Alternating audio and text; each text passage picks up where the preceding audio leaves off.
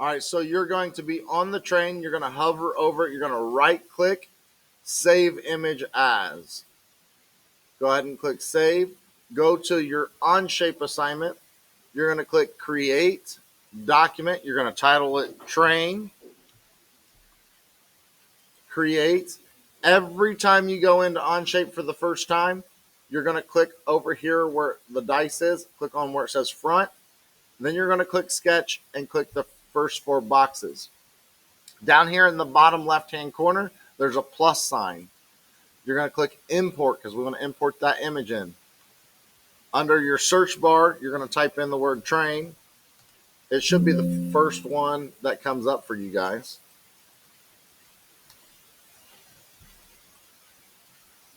Find it, open. It'll do this little thing over here. Exit out of it. You don't need that. There's an arrow over here. You want to go down to where it says insert image. Click on the train. Start in the upper left-hand corner underneath the word front. Click, drag out until you like the size of the train. Click again. This is where things get a little different than yesterday. Click the green check mark for sketch. Then click sketch and click on top of where the train is now. Then you're going to start using the tools to trace the train. So I see that there's a rectangle right here, so I use the rectangle tool. Line up in the corner, drag out until I have that same rectangle. I also see that there's a rectangle right here. Click. I see there's a rectangle right here.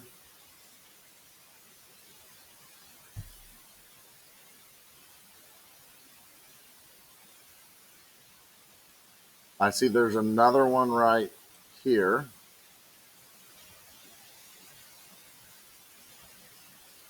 I see there's one right here as well. And then the last rectangle I see is down here.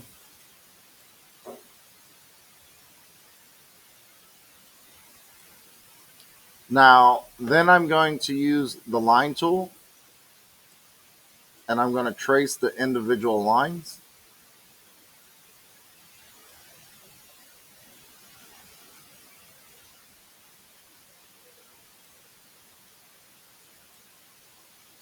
Now I see there's circles down here. I'm going to hit the arrow next to the circle and I'm going to use what's called a 3-point circle. That way I can click on the outside of a circle, line it up, and then I have to line it up a second time. Same thing on this one. Click on the outside edge of a circle, go to the other side, line it up.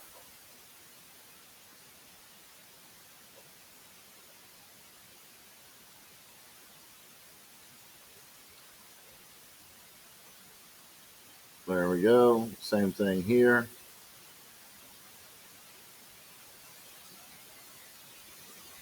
Line it up again. There's a circle here.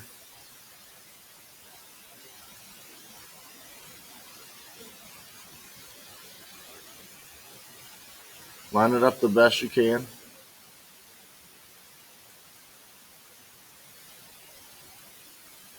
And then now I have this tool called the trim tool. It's a pair of scissors. I can go through and cut sections of the line that aren't really there. Oh, that one was there, so I just put it back.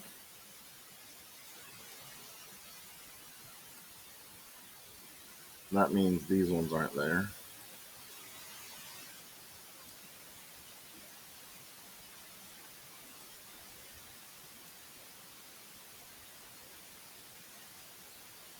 Now I have the bottom part done. The only things I don't have done are these things here.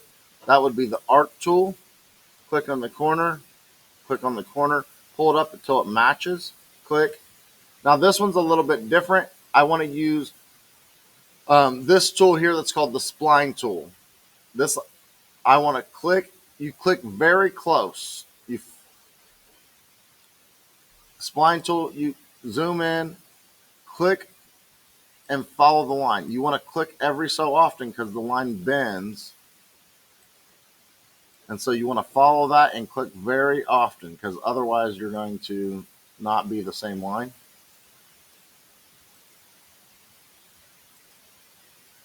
Now, some of you may be wondering how I'm zooming in and out. I'm just using the middle roll button on my mouse. I roll it forward to zoom in, roll it backwards to zoom out.